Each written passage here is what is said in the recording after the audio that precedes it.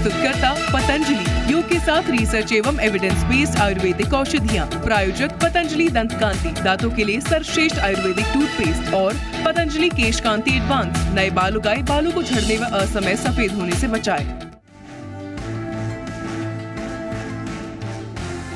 अगस्त series से पहले दिन बाजार में दिखा तेज उतार चढ़ाव, निचले स्तरों से दिखी अच्छी रिकवरी। निफ्टी में 14 अंक की मामूली गिरावट, आईटी, बैंक और ऑटो शेयरों से बना दबाव। बैंक शेयरों पर दबाव कुछ ज्यादा रहा। बैंक निफ्टी 211 अंक गिरकर 45,468 पर बंद। एचडीएफसी बैंक, एक्सिस और आईसीआईसीआई बैंक ने बनाया दबाव। पावर शेयरों में दौड़ा तेजी का करंट। पावर ग्रिड और एनटीपीसी 2 से 3% उछलकर निफ्टी के टॉप गेनर्स, तो REC, CG power, Tata power और टोरेंट पावर 2 से 6% उछले। छोटे मझोले शेयरों में तगड़ी खरीदारी, नतीजों के दम पर इंटेलेक्ट डिजाइन 20% उछलकर 1 साल की ऊंचाई पर, तो टाटा केमिकल्स, वायदा के टॉप गेनर्स में मोतीलाल ओसवाल और बिरला सॉफ्ट में 3% की तेजी। यथार्थ हॉस्पिटल का आईपीओ 36 गुना भरकर हुआ बंद। क्यूआईबी का हिस्सा 85 गुना, तो रिटेल का हिस्सा 8.25 गुना भरा।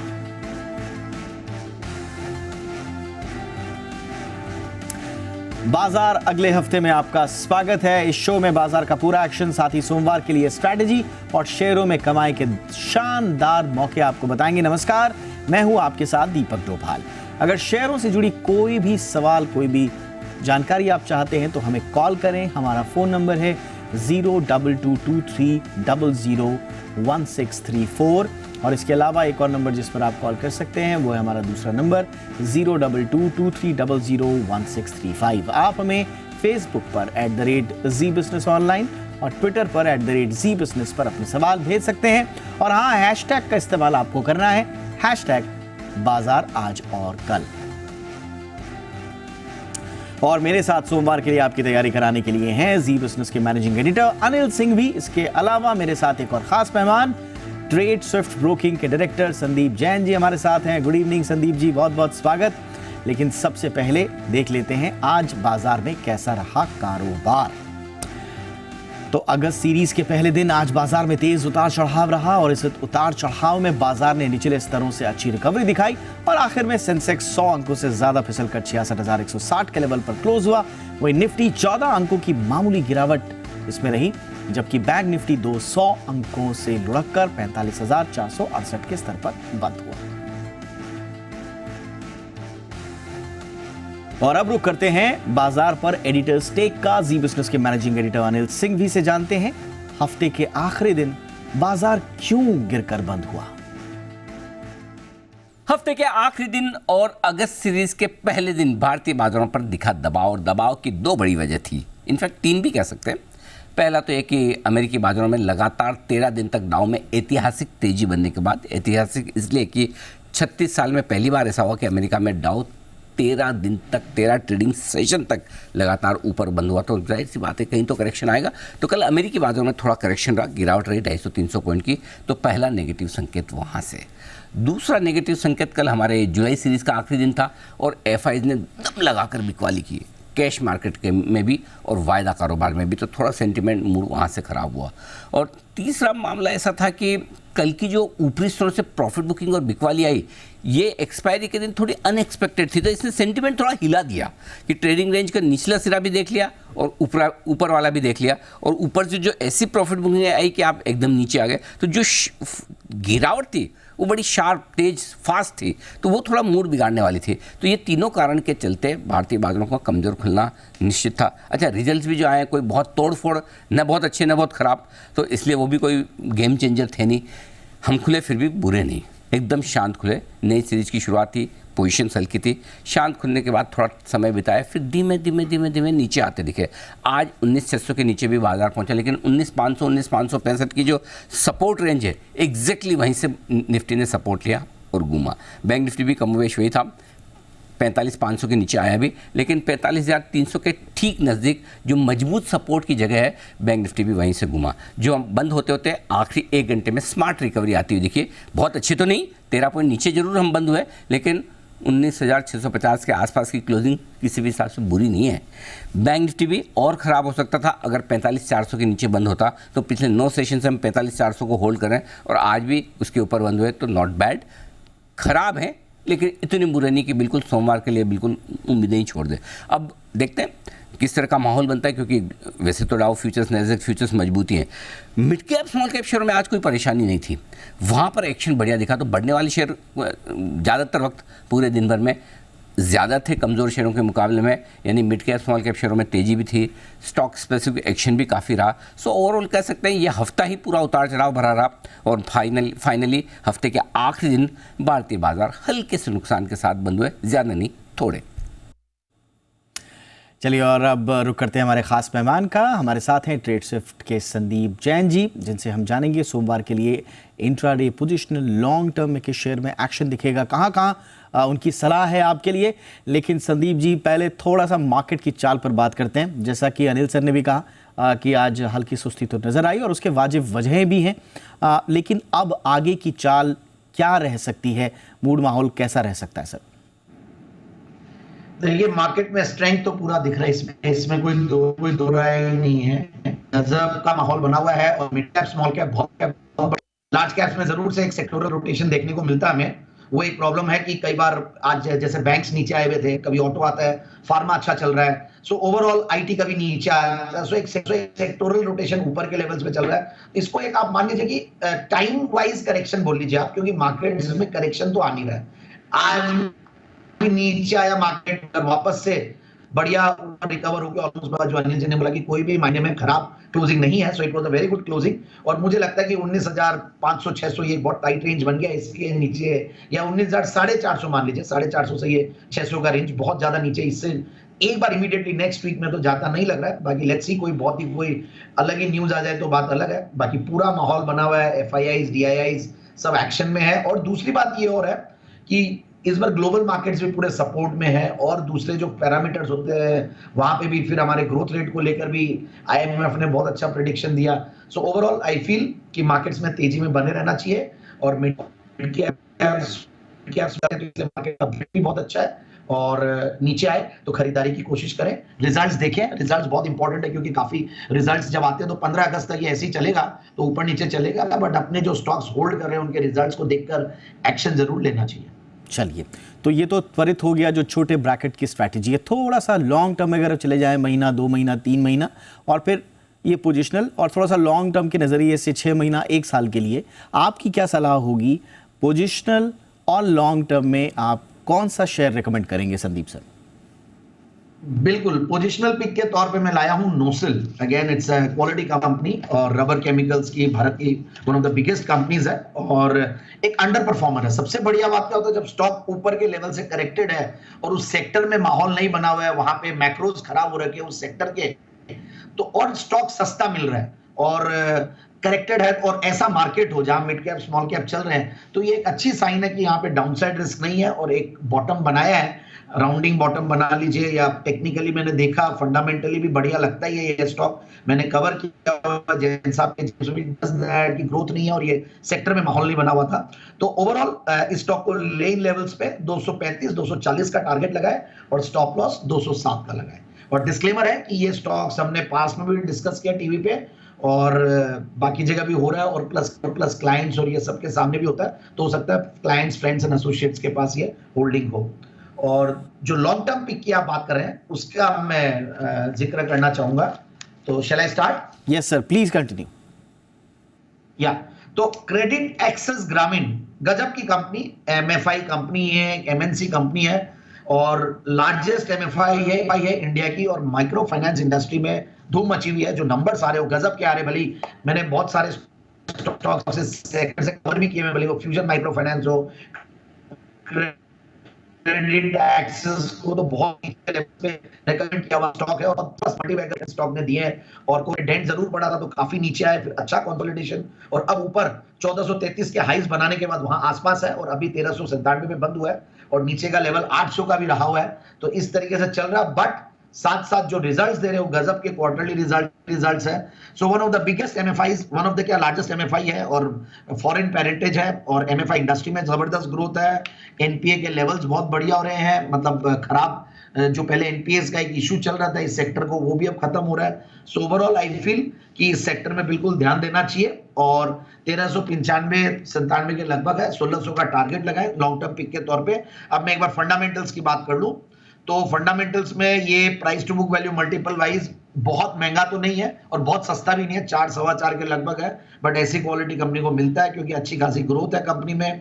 36% की 3 साल की प्रॉफिट की क्या कर रही है, सेल्स की 28% की रही है, return on equity is at 18%। और अब देखिए क्वार्टरली रिजल्ट, जून 2022 में अगर 133 करोड़ का पैट था तो उसके सामने जून 2023 में 346 करोड़ का पैट, यानी कि ऑलमोस्ट 3 टाइम्स ऐसा ग्रोथ, मतलब गजब का ग्रोथ है। और कंपनी ने पिछले 3 पैसा हमारे प्रॉफिट्स बहुत अच्छे आ रहे हैं, तो 1334 करोड़ टीटीएम बेसिस पे प्रॉफिट्स कंपनी के आए हैं, so which is again very huge. और सबसे बढ़िया बात है एफआईआईज, डीआईआईज सब लोगों की इसमें थोड़ी थोड़ी होल्डिंग है और पब्लिक शेयर होल्डिंग में भी कुछ रिनाउंड नेम्स है, तो मुझे लगता है कि स्टॉक को बिल्कुल लेना चाहिए।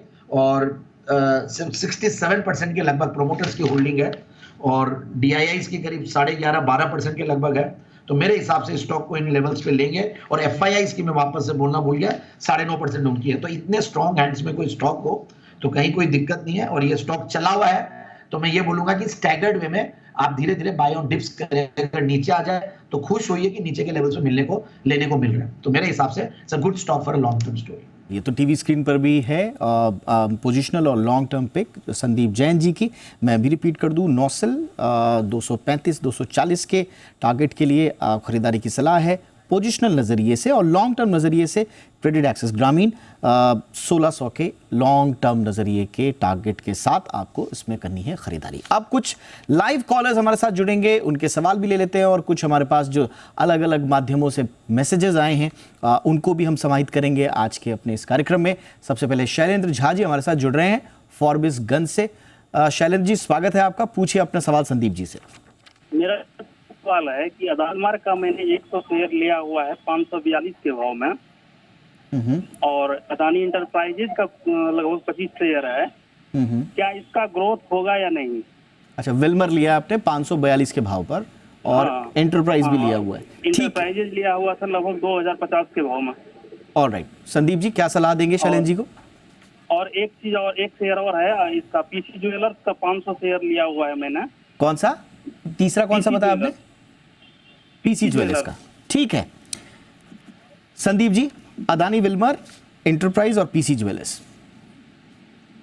देखिए अडानी विल्मर की एक कोइंसिडेंस देखिए, आज शाम को ही मेरी कोई डिस्कशन हो रही थी, जनरली लोग पूछते ही हैं, तो क्लाइंट ही डिस्कस कर रहा था कि अडानी विल्मर लेना चाहिए क्या, तो मैंने यही बोला कि बहुत महंगा स्टॉक, 86 के प्राइस टू इक्विटी पे, पी मल्टीपल पे स्टॉक मुझे महंगा लगता है, मुझे और दूसरी कंपनियां और भी, और प्लस ये कंपनी देखिए एक तरीके से एक कमोडिटी में डील करती है, बट यस विल्मर का नाम आते और अडानी का नाम आते ही स्टॉक में पंख लगते हैं, इसमें कोई दो राय नहीं है। तो मेरे हिसाब से देखिए मैं यही बोलूंगा कि मैं फ्रेश खरीदारी की राय दूंगा नहीं, और मेरी राय ये है कि करेक्टेड स्टॉक है, इसमें भी कोई दो राय नहीं है, बट ऊपर आए अपने कॉस्ट से अगर इनके ऊपर निकल जाए तो प्रॉफिट बुक कीजिए। और थोड़ा सा मैं एक राय दूंगा कि जब एक इतनी बड़ी एक इस ग्रुप के ऊपर जब गाज पड़ी और सारे स्टॉक्स टूटे, तो सर्टेनली लोगों का बहुत अट्रैक्शन आ रहा है कि अच्छे प्राइस लेवल्स पे मिल रहे हैं, बट अभी भी मुझे कई स्टॉक्स बहुत महंगे लगते हैं। जस्ट दैट की ग्रोथ भी है, सब कुछ है, प्रोमोटर बैकग्राउंड स्ट्रांग होना एक बहुत बड़ी बात होती है, बट स्टिल भाव इंपॉर्टेंट है देखना। तो मेरे हिसाब से इनको जब भी इनको प्रॉफिट आ जाए एग्जिट करने की कोशिश करनी चाहिए। और दूसरा पीसी ज्वेलर्स है, तो ये तो राय मैं पक्की दूंगा कि आपको स्टॉक की थोड़ी सी क्वालिटीज को लेकर और ये सब को लेकर थोड़ा ध्यान देना चाहिए।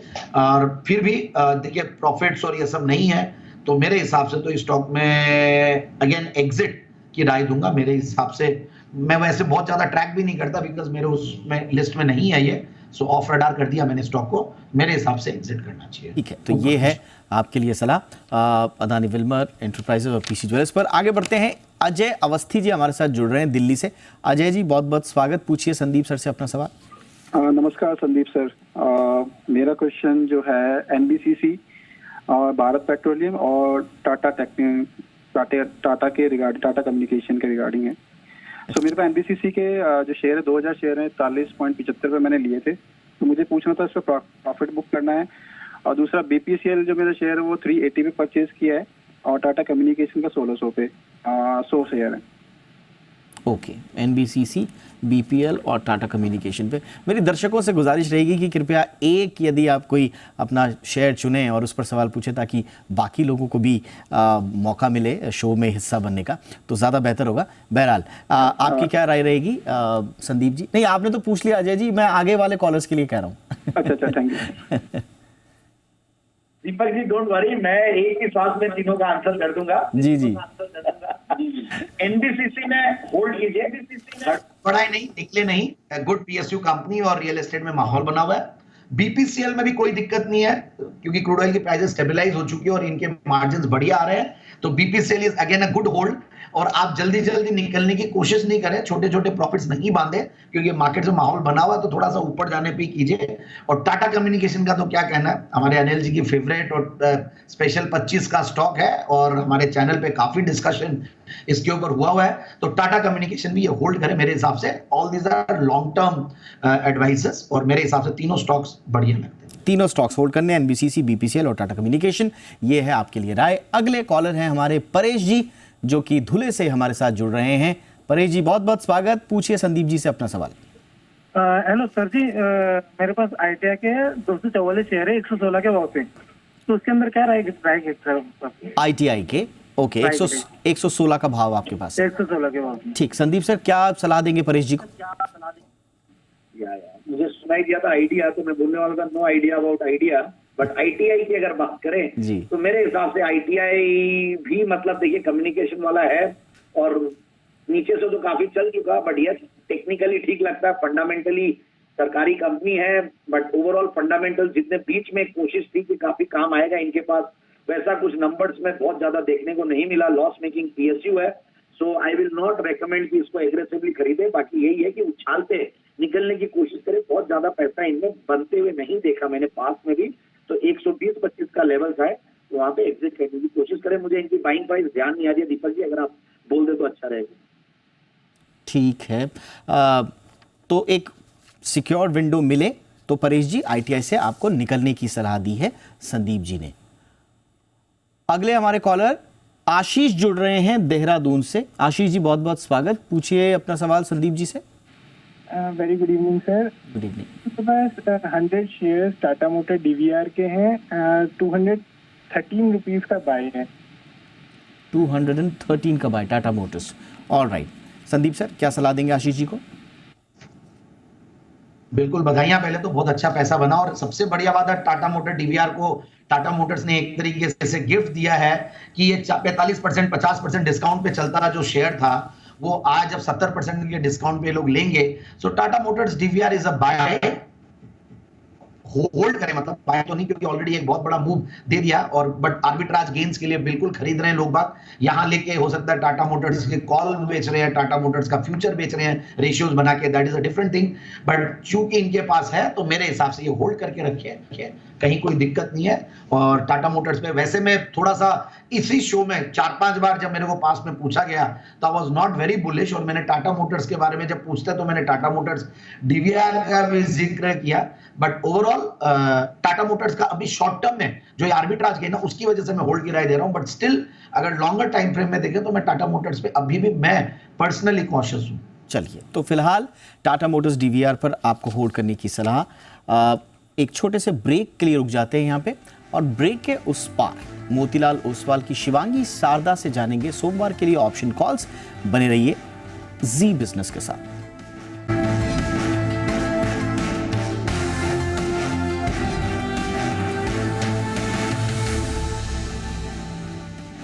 ब्रेक के बाद आपका स्वागत है, और आइए अब देखते हैं जी बिजनेस के मैनेजिंग एडिटर अनिल सिंह भी सोमवार के लिए बाजार पर क्या स्ट्रैटेजी बनाने की सलाह दे रहे हैं। जहां तक सोमवार के बाजारों का सवाल है, 2 संकेत हमारे लिए सबसे अहम होंगे। 70-75 पॉइंट ऊपर डाउ फ्यूचर्स और करीबन 100 पॉइंट से ज़्यादा की तेजी नैस्डैक फ्यूचर्स में थी 3:30 बजे। देखते हैं किस तरह की तेजी वहां बनती है और उसका क्या असर ग्लोबल मार्केट्स पर पड़ता है। पहला संकेत वहां से लेंगे खुलने के लिए, और दूसरा संकेत लेंगे आज के एफआईज के आंकड़ों से, क्योंकि देखिए गुरुवार के आंकड़े बहुत ख़राब थे, एफआईज ने जमकर बेचा है। सो अगर आज फिर से फॉलोअप सेलिंग होती है फिर तो सोमवार को मामला हमारे लिए मुश्किल हो जाएगा। लेकिन अगर सीरीज़ की शुरुआत में एफआईज ने बेचा नहीं है, उल्टा खरीदा है, तो फिर आप थोड़ी और बढ़त तेजी बनाने की कोशिश करेंगे। खराब खुले तो नीचे से सपोर्ट ले लेंगे, और ग्लोबल संकेत खराब नहीं मिले तो सीधा ऊपर जाने की कोशिश करेंगे। सपोर्ट का है 19,500 19,565 सोमवार को निफ्टी पर सपोर्ट का काम करेगा, और ऊपरी स्तरों पर 19,725 19,775 पहली छोटी हल्की रुकावट की जगह। बैंक निफ्टी नीचे की तरफ 45,125 45,275 ये है वो रेंज जो सपोर्ट का काम करेगी, और ऊपरी स्तरों पर लगभग 45,800 से लेकर 45,925 की रेंज है, जहां पर आपको रुकावट प्रॉफिट बुकिंग बिक वाली आने की उम्मीद रखनी चाहिए। मिड कैप स्मॉल कैप शेयरों में एक्शन भरपूर रहेगा। वीकेंड पर भी ढेर सारे रिजल्ट्स हैं, अगले हफ्ते नतीजे काफ़ी आने वाले हैं, तो उनका एक्शन रहने ही रहने वाला है। तो सेक्टर और स्टॉक स्पेसिफिक एक्शन पर फोकस करें, जब तक कि निफ्टी और बैंक निफ्टी जो एक छोटी रेंज में फंसे हुए हैं दायरे में, उससे बाहर निकलने के कोई बड़े संकेत वहाँ से नहीं आए, तब तक निफ्टी आपका, सेंसेक्स आपका, बैंक निफ्टी छोटी रेंज में रहेगा, और स्टॉक्स में एक्शन चलता रहेगा, और वहीं पर आपको अगले हफ्ते फोकस करना है। और आइए आज ऑप्शंस की स्ट्रैटेजी बनाने के लिए इस वक्त हमारे साथ हैं मोतीलाल ओसवाल की शिवांगी सारदा। शिवांगी जी स्वागत, बताएं सोमवार को ऑप्शंस के जरिए कहाँ मौके बनेंगे? जी बिल्कुल, नमस्कार दीपक जी। तो हमने देखा है कि निफ्टी और बैंक निफ्टी जो है वहाँ पे हमने एक अच्छे रोल ओवर के आंकड़े देखे हैं। निफ्टी अभी भी अपने सपोर्ट जोन्स को काफी अच्छी तरह से रिस्पेक्ट कर रहा है। Bank Nifty slight under performance दिखा रहा है, पर ओवरऑल जो स्ट्रक्चर हम देख रहे हैं अभी भी काफी पॉजिटिव है। तो यहाँ मेरा रुझान रहेगा, पहला स्टॉक जो है वो है हेल्थ केयर में से अपोलो हॉस्पिटल। ये स्टॉक एक काफी लंबे कंसोलिडेशन के बाद निकल रहा है, एक अच्छी तरह से इसने बेस बनाया है, कम से कम 5100 के आसपास। तो यहाँ पे एक अच्छा बाइंग देखने को मिला है, और वीकली फ्रेम में एक गोल्डन फ्लैग पैटर्न फॉर्मेशन का ब्रेकआउट दे रहा है स्टॉक, तो काफी शानदार रूप से यहाँ पे सेटअप बनते हुए दिख रहा है। 5400 के कॉल ऑप्शन में खरीदारी की सलाह रहेगी। 180 से 190 के आसपास इसको खरीदे। 140 के स्टॉप लॉस और 270 तक के लक्ष्य बनते हुए दिखेंगे। दूसरा पिक मेरा रहेगा क्यूमिंस इंडिया। पूरे ही स्पेस में हमने काफी अच्छा मोमेंटम बनते हुए दिखा है। आज एक प्राइस वॉल्यूम सर्ज के साथ स्टॉक एक काफी स्ट्रॉन्ग क्लोजिंग भी दिया है अपने प्रीवियस हर्डल्स के ऊपर। काफी एक अच्छा यहाँ पे स्ट्रेंथ बनते हुए दिख रहा है कि एक्सपोनेंशियल मूविंग एवरेज को सपोर्ट बनाते हुए डेली फ्रेम में काफी अच्छी तरह से ये स्टॉक कामकाज कर रहा है।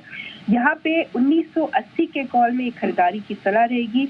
इसको 70 के आसपास खरीद सकते हैं। 60 के एक स्टॉप लॉस और 90 के एक लक्ष्य के लिए। तो अपोलो हॉस्पिटल्स और क्यूमिंस, शिवांगी सारदा की ये है राय, और स्क्रीन पर हमने आपको टारगेट्स और स्टॉप लॉस के बारे में जानकारी भी दी है। तो इस तरह से आपको बनानी है रणनीति। बहुत बहुत शुक्रिया शिवांगी जी आपका तमाम जानकारी के लिए। संदीप सर, मंडे के लिए इंट्राडे आपकी पसंदीदा call sir? Yes, Grasim industries limited जो कि 1823 पे बंद हुआ है, 1870 1890 का टारगेट और 1795 का stop loss. So 1823 was the closing price, 1870 से 1890 का टारगेट और 1795 का स्टॉप लॉस।